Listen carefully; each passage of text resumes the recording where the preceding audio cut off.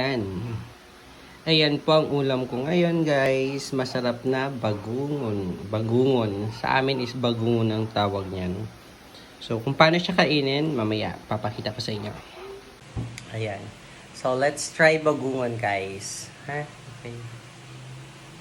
Ang pagkain nito is like this. Sip-sipin to.